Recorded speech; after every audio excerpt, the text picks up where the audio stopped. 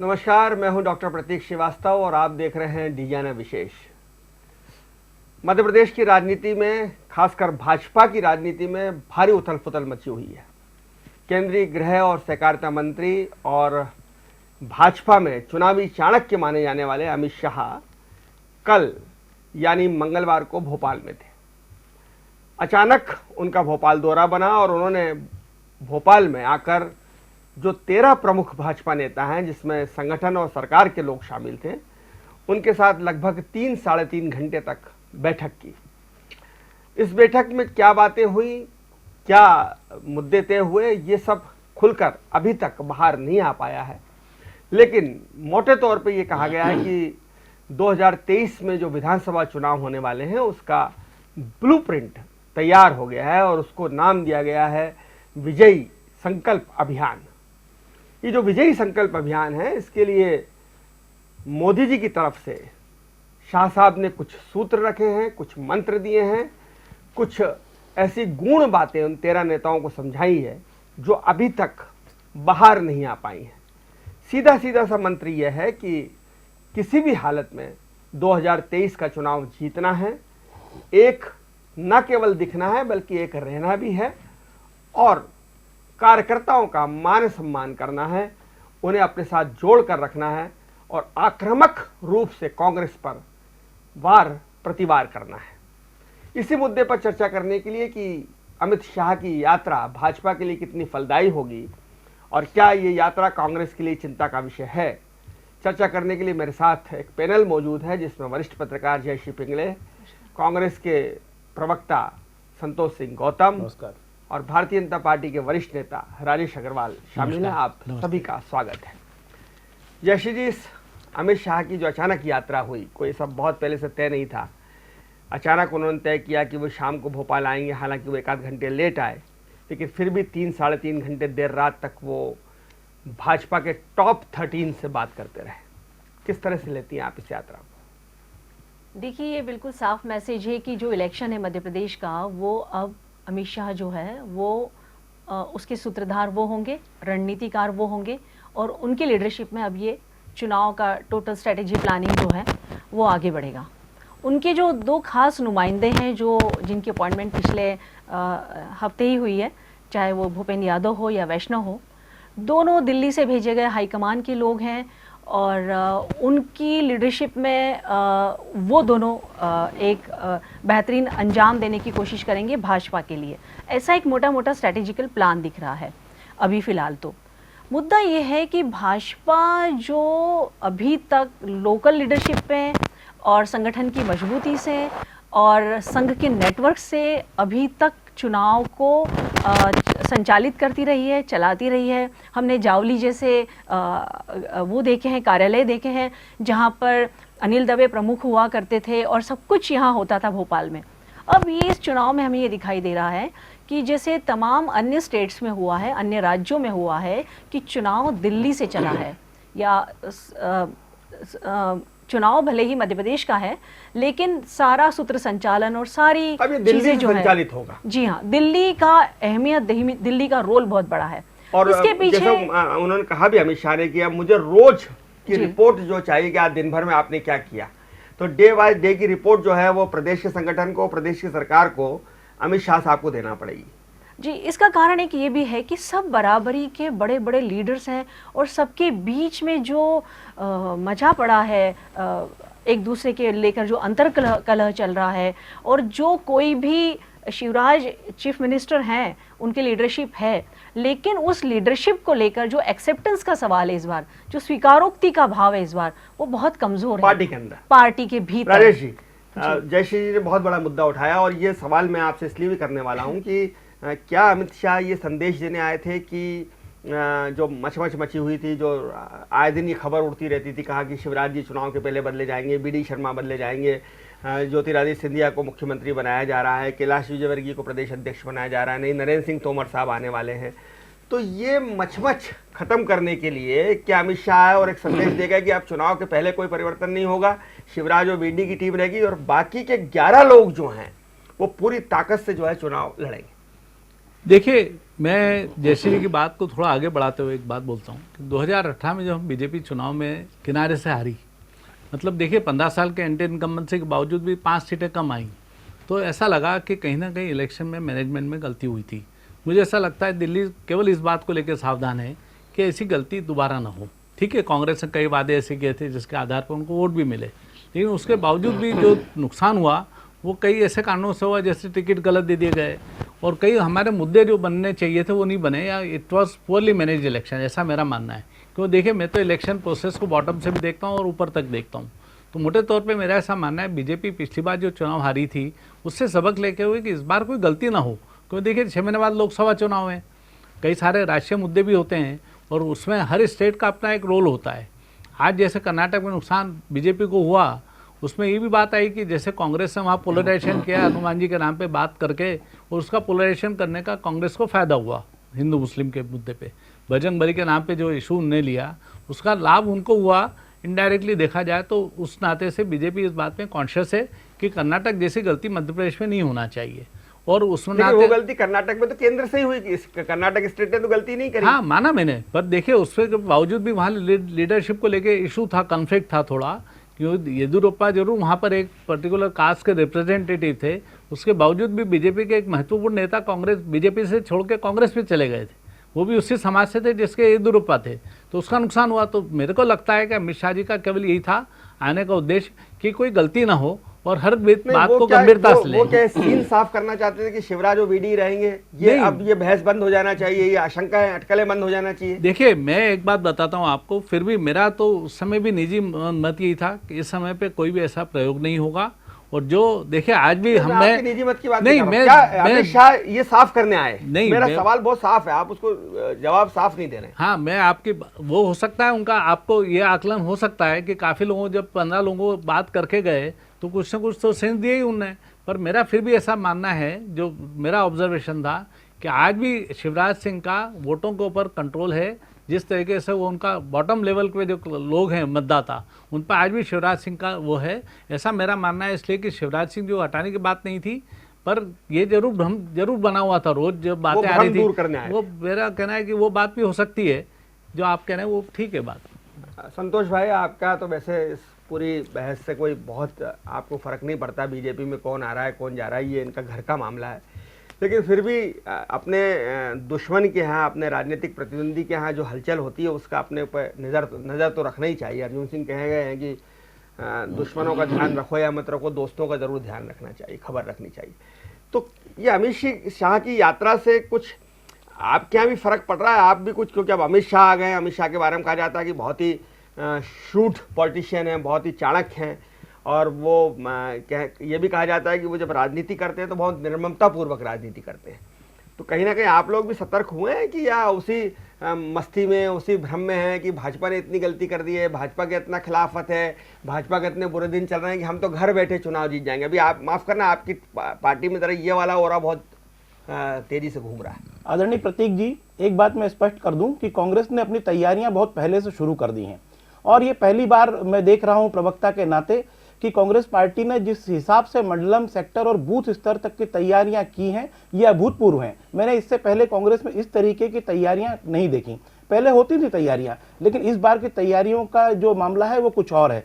तो मैं एक बात साफ कर दूं कि कांग्रेस पार्टी पूरी तरह से किसी भ्रम में नहीं है कि वो बिल्ली के भाग से उसका छींका टूटने वाला है। कांग्रेस पार्टी अपनी मेहनत के दम पे, अपने कार्यकर्ताओं के दम पर और अपने जो वचन जनता को दे रही उनके दम पर फिर से सत्ता में लौटेगी, ऐसा मेरा विश्वास है। और जहां तक अमित शाह जी की बात है, तो ये कोई अनपेक्षित नहीं था कि अमित शाह जी आएंगे। आज नहीं आते कल आते, कल नहीं आते परसों आते। निश्चित रूप से अमित शाह जी आएंगे, नरेंद्र मोदी जी आएंगे, सबका स्वागत है, आए, लेकिन मुद्दे तो फिर भी उनके सामने भी रहेंगे। अगर यहां पर सत्ता दंभ में नागरिकों के चेहरों पर पेशाब कर रही तो इसके जवाब उन्हें भी देना होंगे। भूपेंद्र यादव आएंगे, उन्हें भी देना होंगे, अश्विनी वैष्णव को भी देना होंगे कि ऐसा क्या हो गया, इतना क्या अहंकार कि अपने नागरिकों के सिर पे अगर सत्ता पेशाब कर रही है। मैं समझता हूं कि अहंकारी शासन, सत्ता तो पैर धो रही है, अहंकारी पैर धो रही है। देखिए, सत्ता ने उसको रिपेयर किया है। पहला कदम पेशाब करने का था, फिर से उसको रिपेयर करने के लिए पैर धोया गया। प्रतीक जी स्पष्ट है एकदम, इसमें कुछ भी छिपा हुआ नहीं है। और एक बात साफ कर दूं मैं, ये सतपुड़ा भवन की आग ऐसे ही नहीं लगी है। ये सतपुड़ा भवन की आग बता रही है कि भ्रष्टाचार को छिपाने का जो प्रयास किया जा रहा है वो इस बात का सबूत है कि अगले प्रतीक जी एक मिनट की बात, विषय से विषांतर हो रहा है। एक मिनट, मैं ये विषांतर नहीं जानना हो रहा है, चाहता हूं कि विषांतर अमित नहीं शाह है। की जो यात्रा है, हाँ वही बता उसका रहा हूं, उद्देश्य क्या है? वही मैं बता रहा हूं। आपका एक मिनट की बात सुन लेते, उद्देश्य क्या है? एक मिनट की बात सुन लेते तो आपको ये भी मैं समझा देता कि क्या है उनका उद्देश्य। तो जो अगले 6 महीने बाद के जो चुनाव परिणाम आने वाले हैं ना, उसकी जो ये भ्रष्टाचारी सरकार की जो भावी चिता है, उसकी जो आग है ना, वो 6 महीने पहले दिखाई दी है सतपुड़ा भवन की आग को लेकर। तो मैं साफ कर देना चाहता हूं कि अमित शाह की आने का उद्देश्य यही है कि पूरी तरह से फेलवर हो चुका है प्रदेश सरकार का। शिवराज सिंह फेल हो चुके हैं, वीडी शर्मा फेल हो चुके हैं, असंतोष चरम पर है। आप देख लीजिए कहां नहीं चरम पर है, ग्वालियर में देख लीजिए, महाराज गुट, नाराज गुट, शिवराज गुट सब आपस में लड़ रहे हैं। ग्वालियर में तो आपके कांग्रेसी कार्यकर्ताओं ने भी एक दूसरे को मारा है सुन लीजिए, जयवर्धन के सामने। मैं बता दूं, निश्चित ही हो सकती है घटनाएं, लेकिन जो मोटे तौर पर सबसे ज्यादा फूट नजर आ रही है, और इसको आप भी स्वीकार करेंगे कि ग्वालियर चंबल में शिवराज और महाराज गुट के बीच में है। जो लोग महाराज गुट से आए हैं उनको शिवराज गुट के लोग स्वीकार नहीं कर रहे हैं, और इन सबसे भी एक बड़ा गुट तैयार हो गया, दोनों गुटों से बड़ा। ये 30% में दोनों गुट, 70% जो गुट है ना वो नाराज गुट है। तो वो जो नाराज गुट जिस प्रकार से भारतीय जनता पार्टी को डैमेज करेगा, उतना जो डैमेज है ना वो कांग्रेस पार्टी में नहीं होने वाला। ये बात स्पष्ट कर दूं। ये जवाब मैं राजेश जी लूंगा। पहले जयश्री जी आपको जाऊंगा कि क्या अमित शाह की एंट्री और अश्विनी वैष्णव और भूपेंद्र यादव को प्रभारी से प्रभारी बनाना, क्या ये बताता है, जो पॉइंट हल्के हाथ से उठाया संतोष गौतम साहब ने, बहुत हल्के हाथ से उठाया इन्होंने, क्या ये बताता है कि अब केंद्रीय नेतृत्व का शिवराज पर भरोसा नहीं है? अब केंद्रीय नेतृत्व को लगता है कि शिवराज शायद वोट खींचू चेहरा नहीं है, शिवराज या जो प्रदेश का नेतृत्व है वह उसके दम पर चुनाव नहीं जीता जा सकता, इसलिए ये डबल इंजन फोर्स आया है कि अब अगर चुनाव जीतना है तो अकेले शिवराज से, वीडी शर्मा से या कैलाश विजयवर्गीय और तोमर से काम नहीं चलेगा। देखिए अमित शाह जब आए हैं और जब उनकी टीम लेकर आए हैं वो, तो ये पहली बार यहाँ नहीं हुआ है। हालांकि कर्नाटक में आप देख लीजिएगा, कलकत्ता में देख लीजिएगा, पंजाब में देख लीजिएगा, हिमाचल में देख लीजिएगा, सभी दूर इस तरह का एक टीम वर्क और इतने सारे कैबिनेट मंत्री लगा कर ये चुनाव लड़ते हैं कि लगता है जैसे दिल्ली पूरी खाली हो गई। इतने कैबिनेट मंत्री और प्रभारी और तामझाम, इनका एक अलग एक स्ट्रेटेजिकल प्लान, मतलब दिल्ली खाली दिखती है उस दौरान जब चुनाव होते, ऐसा लगता है पूरी सरकार सिर्फ चुनाव ही लड़ती रहती, बार ही मैंने। तो इनका एक अपना एक दौर है, एक अपना तरीका है लड़ने का। रहा सवाल यहाँ पर चुनाव को या वोट को खींचने का, तो सबसे बड़ी बात यह है कि इस बार भारी एंटी इनकम्बेंसी है, जिसका असर कर्नाटक के चुनाव ने और ज़्यादा ट्रिगर कर दिया और ज़्यादा बढ़ा दिया है। तो जो एक सामने सतह पे दिख रहा है, तो पॉलिटिकल ऑब्जर्वेटर हैं सारे, तो उनको तो और ज़्यादा पैनी तरीके से वो तमाम चीज़ें दिख रही हैं। तो इस वजह से भी एक अलग तरह का मैसेज या एक अलग तरह से, और सबसे बड़ी बात यह है कि ये जनता के बीच जाकर वोट मांगे, उसके पहले ही पार्टी के भीतर ही बहुत घमासान है। तो उस घमासान से निपटेंगे तो मैदान में सेना खड़ी रहेगी, तो सेना का ही मनोबल नहीं बन पाएगा, सेना ही फाइट नहीं कर पाएगी। घमासान से निपटने के लिए आए अमित शाह। ये घमासान जो है, जो आपस का है और जो स्ट्रेटेजिकल प्लानिंग में फेल्यूर न हो, ये तमाम चीज़ें। और देखिए आज भी उन्होंने ये डिक्लेयर नहीं किया है कि फ्यूचर सीएम कौन है, किसकी लीडरशिप में चुनाव होने वाला है। तो ये तमाम पहले कह चुके कि मोदी हमारा चेहरा है। तो बस वही चीजें, जब आरएसएस कह रहा है कर्नाटक चुनाव के बाद, ऑर्गेनाइजर कह रहा है कि चमक फीकी पड़ गई है, हिंदुत्व जो है वो कमजोर पड़ रही है उसकी धार, तो इन तमाम चीजों में उन्होंने कहा है मोदी की चमक फीकी पड़ गई। ये एक जो क्राइसिस है, ऊपर भी क्राइसिस है और नीचे भी क्राइसिस है, उसके बीच में ये 4 स्टेट खड़े हैं। राजेश भाई देखिए, मैं एक बात आपसे मैं सवाल ये करना चाह रहा हूँ कि संतोष जी ने भी कहा और जयश्री भी करी, और मेरा भी ये मानना है कि भाजपा में 3 गुट हैं, शिवराज गुट है, महाराज गुट और नाराज गुट। इसमें आप भले ही मना करें, सच्चाई तो यही है। आंतरिक संघर्ष भी है, नरोत्तम जी और कैलाश विजयवर्गीय, नरेंद्र सिंह तोमर और वीडी शर्मा और बहुत उमा भारती, बहुत सारे लोग मुख्यमंत्री बनना चाहते हैं। तो ये जो, फिर मैं वो शब्द कहूँगा कि मचमच और किचकिच है भाजपा में, उसको रोकने के लिए मैं प्रतीक जी, मैं दोनों जो वक्ताओं ने एक बात कही, उसके बाद पहले उस पर रिएक्ट करूँगा, उसके बाद आपकी बात का जवाब देता हूँ। यशी जी ने कहा कर्नाटक का एंटी इनकम्बेंसी। देखिए, मैं आपको एक बात बताऊँ तो कर्नाटक के इलेक्शन का क्लियर विश्लेषण है कि वहाँ जो जेडीएस का वोट था, जो जेडीएस का वोट मुसलमानों का वोट जो जेडीएस को जाता था, वो इस बार कांग्रेस को चला गया। देखिए, मुसलमान अल्पसंख्यक जो है अब स्ट्रेटेजिक वोटिंग करता है, उसको लगता है जो पार्टी बीजेपी को हरा सकती है उसके पक्ष में वोटिंग करता है, और इस बार खास करके वो हुआ, और इसलिए कर्नाटक में बीजेपी का वोट फॉल नहीं हुआ, पर जो जेडीएस का वोट है आप देखिए पूरा क्लियर अरिथमेटिक है वहां पर, तो इसलिए वो मध्य बात प्रदेश में तो ये लफड़ा ही नहीं है साहब। मध्य प्रदेश में तो दो ही पार्टियां हैं मैं और मानता मुसलमान हूं। को कांग्रेस को वोट देना ही है। नहीं देखिए मैं प्रतीक भाई, मेरा जो इनका एनालिसिस था ना कि कर्नाटक का एनडीए इनकम्बेंसी, मैं उस बात से डिसएग्री करता हूँ। That is only what I told you. दूसरी बात थी जो अभी गौतम जी ने एक बात कही कि कांग्रेस का वचन पत्र, देखिए कांग्रेस का वचन पत्र इनको लग रहा है कि असेट है, इट्स बिगेस्ट लाइबिलिटी। देखिए मैं एक बात बताता हूँ आपको, इनका वचन पत्र के ऊपर हमारा हमला है। देखिए जिस वचन, झूठे वचन देके, देखिए आज की तारीख में भारत में हम अमृतकाल मना रहे हैं 75 वर्ष आज़ादी के, और इनके हम गरीबी हटाओ आंदोलन के स्वर्ण जयंती भी मना रहे हैं साथ में। 50 साल से गरीबी हटा रहे हैं। अगर ये गरीबी वाकई में हटाए होते तो भारत जैसे 2-4 देशों की गरीबी मिट गई होती, पर ये स्टैंडर्ड नारा चल रहा है इनका, गरीबी हटाओ। अब आप देखिए ये जो वचन पत्र है इनका, इन्होंने कहा था 2 लाख का कर्जा माफ करेंगे, एक भी किसान का नाराज और शिवराज और महाराज की बात कर रहे हैं, वचन पत्र की बात नहीं। वो भी बात करता हूं, पर पहले आपने जो कहा ना मैं वचन पत्र के आधार पर कांग्रेस मैदान में जाएगी, तो मैं आपको फिर ये बता देता हूं कि आज की तारीख में देखिए बीजेपी के आज की तारीख में स्ट्रेंथ क्या है। बीजेपी का देश भर में एक स्टैंडर्ड मॉडल है, डेवलपमेंट फोकस पॉलिटिक्स। जब भी बीजेपी सरकार में होती है, चाहे अटल जी रहे, तब आपने देखा विकास उनका मेन एजेंडा होता है। आज ऐसे मध्य प्रदेश में 2 बातें हैं, एक तो विकास, डेवलपमेंट फोकस पॉलिटिक्स, नहीं तो कांग्रेस का बंटाढारी अतीत भी हमको सबको याद है। और दूसरी बात है विकास के साथ इस बार एक विशेष बात जुड़ गई है जिसको आप सब लोग मानेंगे। लोग देखिए विकास वन थिंग और दूसरी चीज़ है लोक कल्याणकारी योजना है। ये देश में एक मॉडल मध्य प्रदेश से जो गया है, ये दोनों का जो कॉम्बिनेशन है, डेवलपमेंट प्लस लोक कल्याणकारी योजना है।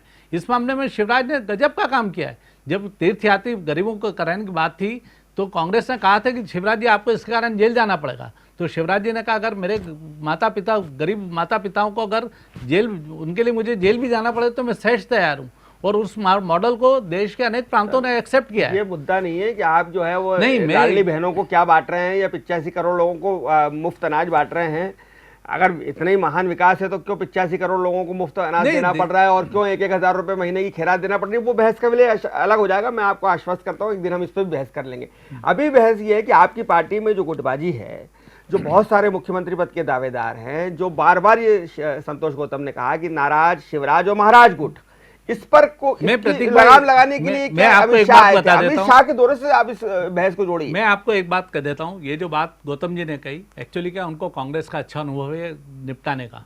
बीजेपी में आज भी 95% जो कार्यकर्ता है वो देव दुर्लभ कार्यकर्ता है, वो राष्ट्र को मान के काम करता है।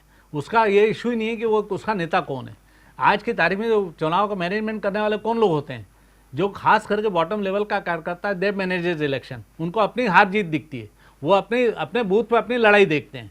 उनको कोई नेता से लेना देना नहीं होता है कि कौन ऊपर नाराज है। या आप जो बात करते हैं राजा नाराजी की, वो 2-4% की बात हो सकती है शिखर पे बैठे हुए लोग। जो बीजेपी का कार्यकर्ता वो अपनी लड़ाई मान के लड़ता है। और इसलिए आप देखिए बूथ पे जब आप जो कह रहे हैं ना कि आपने बूथ मंडलम और ये सब बात की, पर मैं आपको गारंटी के साथ कहता हूँ आपको कार्यकर्ता बूथ पे बैठने वाले नहीं मिलेंगे। आज भी आपने कितनी मेहनत कर ली हो, लेकिन आपको बूथ पे बैठने वाले कार्यकर्ता नहीं मिलेंगे। ये स्टैंडर्ड आप उस समय भी देख लेना। हाँ, ये कांग्रेस में होता है। कांग्रेस में पेमेंट अगर आप अंदर बिठाते उसके पसंद के उम्मीदवार को टिकट नहीं मिलता तो कार्यकर्ता बूथ से गायब हो जाता है। वो तो अलग बात है। वैसे भी नियमित रूप से इनके कार्यकर्ता ही नहीं मिलते बूथ पे बैठने वाले, अंदर बैठने वाले पेमेंट से बिठाते हैं। हमको तो मालूम है ना संतोष जी, इसलिए वो अपनी ताकत से थोड़ी लड़ते हैं। चलिए, गुटबाजी तो आपकी पार्टी में भी है और ये गुटबाजी की बीमारी तो दूसरी सारी पार्टियों में आपकी वजह से आई है, मेरे को ये कहने में भी कोई एतराज नहीं। लेकिन फिर भी क्या अमित शाह को आप इतने हल्के में ले रहे हैं कि वो आ गए, मोदी जी आ गए तो कुछ नहीं होगा, या आपने कोई स्ट्रेटेजिकल प्लान बनाने की रणनीति बनाई? क्योंकि अमित शाह का आना और 13 लोगों के साथ बैठना इतना राजनीतिक रूप से आप इसको इतना हल्का मत नहीं, मैंने तो ये बोला ही नहीं। मैंने कहा कि हम हल्के में ले रहे हैं। मैं ये कह रहा हूं कि अमित शाह जी आएंगे, नरेंद्र मोदी जी आएंगे, वो अपनी स्ट्रेटेजी बनाएंगे। कांग्रेस पार्टी की अपनी स्ट्रेटेजी है। कांग्रेस पार्टी की जो स्ट्रेटेजी है, मैंने कहा कि बूथ स्तर तक अपनी पार्टी को मजबूत करना। और ये जो बात अभी कह रहे हैं राजेश अग्रवाल जी की बूथ पे बैठने वाले कार्यकर्ता नहीं मिलते हैं, ऐसा नहीं है। और अगर ऐसा आप मान रहे हैं तो आपका भ्रम कायम रहे। और मैंने तो पहले ही कहा कि अभूतपूर्व है कि मैंने पहली बार देखा कि इतनी बूथ लेवल तक की तैयारियां हैं। तो अगर इन तैयारियों के बिना भी आप मानते हैं कि अगर बूथ पे बैठने वाले कार्यकर्ता नहीं मिलते तो पिछली बार सरकार हमने बनाई थी। लेकिन अगर हमारी तैयारियां और उससे बढ़ गई तो मैं मानता हूं कि 150 सीटों के पार होगी संख्या। ये मैं दावे के साथ कह रहा हूं, गर्व के साथ कह रहा हूं, हमारी तैयारियां इतनी हैं। और जहां तक भारतीय जनता पार्टी की बात है और अमित शाह जी की बात है, तो बहुत ज्यादा हाइप भी क्रिएट कर दिया जाता है कभी कभी, माफ करना प्रतीक भाई, कभी कभी इन लोगों का बहुत हाइप क्रिएट कर दिया जाता है। अमित शाह ये कर देंगे, नरेंद्र मोदी ये कर देंगे। अभी कमलनाथ जी के छिंदवाड़ा में आए तो उन्होंने बोला कि हाँ पिछली बार भी आए थे छिंदवाड़ा और 7 सीटें वहां कांग्रेस जीती है। और कर्नाटक की जहां तक बात है तो कर्नाटक की जनता ने मोदी जी के चेहरे को खारिज कर दिया। अभी ताजा ताजा घटना है, कोई पुरानी घटना नहीं है। उन्होंने वहां जाके बताया कि मुझे 91 गालियां दी गई। प्रियंका गांधी ने वहां एक भाषण दिया, उन्होंने बोला कि प्रधानमंत्री कार्यालय में बैठ के किसी ने एक लिस्ट बनाई है कि मोदी जी को कब किसने गालियां दी। अगर वो लिस्ट लोगों के दर्द की होती, समस्याओं की होती, मैं समझता हूं जनता को ज्यादा अपील करती। तो इसलिए जुमले उछालना, इस प्रकार की नौटंकियां करना, मुझे गाली दी, एक विक्टिम कार्ड खेलना, मैं समझता हूं अधिक चलने वाला नहीं है। अब जनता को जरूरत है कि जो जनता के बीच में जाके काम करे। हमसे गलतियां हुई थी, हम सत्ता से बाहर हुए, लेकिन आज की तारीख में जो राहुल गांधी की पॉलिटिक्स है, जो लोगों को जोड़ने की पॉलिटिक्स है, ट्रैक्टर वालों से मिलने की बात है, मैकेनिक से मिलने की बात है, जनता के बीच में जाके मिलने की बात है, मोदी जी उससे दूर हो गए। क्योंकि मोदी जी के मित्र अब गरीब नहीं रहे, अमीर लोग हो गए। जो भारत के सबसे क्रीमी लेयर है वो मोदी जी का दोस्त है, भारतीय जनता पार्टी का दोस्त है, जिनके हितों के लिए काम कर रहे हैं और जिसके ऊपर लगाए राहुल गांधी के आरोपों के कारण आज वो संसद से बाहर हैं। यह है प्रमुख मुद्दा। तो भारतीय जनता पार्टी का आज जिस प्रकार से जो माहौल चल रहा है यहां मध्य प्रदेश में, मैं समझता हूं भारतीय जनता पार्टी अधिक भ्रम में, हम उतने भ्रम में नहीं है, हम अपनी जमीनी तैयारियों में लगे हुए हैं। जयश्री जी, मैं भूपेंद्र जी की बात का जवाब देता हूँ। जो आप कह रहे हैं संतोष जी का, बेसिकली आपने जो गाली का कहा ना, देखो चौकीदार चोर आपने कहा भुगत चुके उसको, आपने कहा चाय वाला उसको भुगत चुके। मेरा कहना है कि इनका नियमित बात है, ये गलतफहमी में रहे, बहुत अच्छी बात है। और दूसरी बात एक और समझ लें, 2018 में आप बहुत कोई जीत के नहीं आए हो। एंटी इनकम्बेंसी 15 साल की सरकार के बाद हम मात्र, और उसके बावजूद भी हमारे वोट 50,000 ज़्यादा थे टोटल, और हम केवल 5 सीट कम हुई। आप 15 साल के बाद भी आप बहुमत में नहीं आए, आपने भी जोड़ के सरकार बनाई, तो इसलिए आप फिर भी गलत हो तो रही है। सवाल ये करना चाहता हूं, आप हमसे 5 सीट ज्यादा लेके आए हो, कोई आपने बहुमत थोड़ी लेके आए। एक सीट भी हो या 5 भी हो, उससे सरकार सवाल ये नहीं है, सीटों को सरकार तो नहीं किस आधार पे सत्ता में, बहुमत में थोड़ी आए। मैं दूसरी बात कर रहा हूँ, आप कह रहे हो ना, मैं कह रहा हूँ आप बोले कि हम जीत के आए, तो आप जीत के कैसे आए हो? आप बहुमत नहीं आए। 8-9 सीटें तो ज्यादा थी ना, सीट ज्यादा थी लेकिन 5 बहुमत नहीं आए, बहुमत नहीं आए। मुझे एक शेर याद आ रहा है अल्लामा इकबाल साहब का कि जमहूरियत व तर्ज हुकूमत है कि जिसमें बंदों को गिना करते हैं, तोला नहीं करते। सिर्फ हेड गिनती हो रही है तो उनकी सीट ज्यादा थी। जयश्री जी, मैं आपसे ये पूछना चाहता हूं कि अमित शाह के आने के बाद जो भाजपा की आंतरिक गुटबाजी थी और मुख्यमंत्री बनने की लालसा थी और बहुत सारे महत्वाकांक्षी बड़े नेता खड़े हो गए, क्या इस पर लगाम लगेगी? एक पहला सवाल। और दूसरा सवाल जो उन्होंने कहा कि टिकट केवल संगठन बांटेगा, तो क्या स्थानीय जो लीडरशिप है 12-13 लोगों की, इसको टिकट से दूर कर दिया और अब टिकट दिल्ली में तय होगा जैसे कि कांग्रेस में होता आया था? बिल्कुल सही है, और इसी पॉलिसी पर पार्टी आगे बढ़ती हुई दिखेगी, क्योंकि पिछली बार भी हमने गुजरात मॉडल देखा हुआ है, तमाम स्टेट्स के मॉडल देखे हुए हैं, हमने इवन कर्नाटक का मॉडल देखा हुआ है। जो स्टॉलवर्ट लीडर्स थे, बड़े बड़े नेता थे, उनके टिकट कट गए और वो आखिरी मौके पर जैसे पिछली बार का डिप्टी सीएम थे कर्नाटका के, उसने कांग्रेस की, आरएसएस के क्लोज थे वो उन्होंने कांग्रेस में जाकर अपना टिकट लिया और चुनाव जीता, और कई लोग हार भी गए उसके बाद में चुनाव।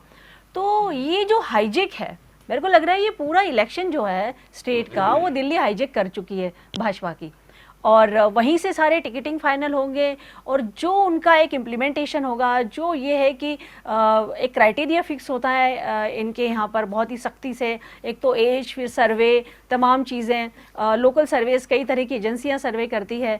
तो मुझे लग रहा है कि जो एग्जिस्टिंग, जो अभी जितने भी विधायक हैं, उनके या मंत्री, हो सकता है हमें दिखाई दे कि उनमें से कितनों के टिकट कट गए हैं।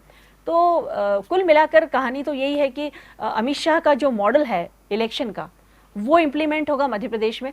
हालांकि प्रशांत किशोर जैसे पॉलिटिकल स्ट्रेटेजिस्ट हैं जो ये हमेशा कहते हैं कि ओवररेटेड मानते हैं अमित शाह की स्ट्रेटेजीज को, सारे अन्य राज्यों की जो हार है उसको देखते हुए, लेकिन फिर भी एक अमित शाह का एक अपना दबदबा है और उनका एक अपना तरीका है राजनीति को करने का। तो वो जो मॉडल है वो हमें चुनाव में, उसके एजेंडे में साफ साफ दिखाई दे। राजेश भाई, आप गुटबाजी को मत स्वीकार करो, लेकिन मैं इसको राजनीतिक प्रतिद्वंदिता या राजनीतिक प्रतिस्पर्धा कहता हूँ। भाजपा में बहुत सारी राजनीतिक प्रतिस्पर्धा है, बहुत सारे मुख्यमंत्री के समान उम्र के लोग हैं, समान अनुभव के लोग हैं, नरेंद्र सिंह तोमर, शिवराज सिंह, कैलाश विजयवर्गीय, सब लगभग एक ही समय, प्रहलाद पटेल, सब एक ही समय के लोग हैं, एक ही आयु वर्ग के हैं और सबको मुख्यमंत्री बनना है। तो क्या अमित शाह के आने से वो जो हमको अभी तक दिखाई दे रही थी उस पर कुछ थोड़ा सा अंकुश लगेगा? देखिए, मैं आपको एक बात फिर प्रतीक भाई कहता हूँ कि जो बात हो रही है ना अनुशासन की और गुटबाजी की, उसके बावजूद भी आपको एक बात बता देता हूँ, बीजेपी के लोग हर हालत में संगठन के लिए काम करते हैं, नंबर 1। और नंबर 2 इसलिए आप देखेंगे हमारे से बहुत सारे लोग पार्टी छोड़ते भी नहीं है, चाहे अच्छा समय हो चाहे बुरा समय हो। ये छोड़ने का सिलसिला कांग्रेस का पैटर्न है। हमारे यहाँ बीजेपी के लोग खराब समय में भी बीजेपी के साथ रहते हैं। 50 साल तक अटल जी जैसे विपक्ष में राजनीति करते रहे, पर मजा ले कोई पार्टी छोड़ दी। ऐसे हमारे आप देखो, कांग्रेस में 10 साल बाहर रहे शासन से, सैकड़ों लोग पार्टी छोड़ते रहे। जैसे इनके आगे यूपी का देख लो आप, सिंधिया जी को ले आए ना आप लोग। सिंधिया जी को लेकर बात सुनिए। देखिए, एक और अमित शाह जी का आपने कहा ना, मैं एक उदाहरण देता हूँ। मेरे को यूपी का एक किस्सा मालूम है। एक व्यक्ति को कहीं से टिकट दिया, इस साल वार्ड नेता थे, उनने कहा कि मेरे को कहाँ से आपने टिकट दे दिया। तो अमित शाह ने केवल एक ही बात कही, क्यों अमित शाह क्या है, ग्रास रूट लेवल पे काम करते हैं। ये जो आपने कहा ना कि अमित शाह का कोई हाइप बनाया जा रहा है, आई डिसएग्री विथ यू। क्यों? अमित शाह ने उनको कह दिया कि आप तो फॉर्म भर के चले गए और 16 तारीख को मेरे से आप 1 लाख वोट की जीत का सर्टिफिकेट ले जाना, एंड इट हैज हैपेंड।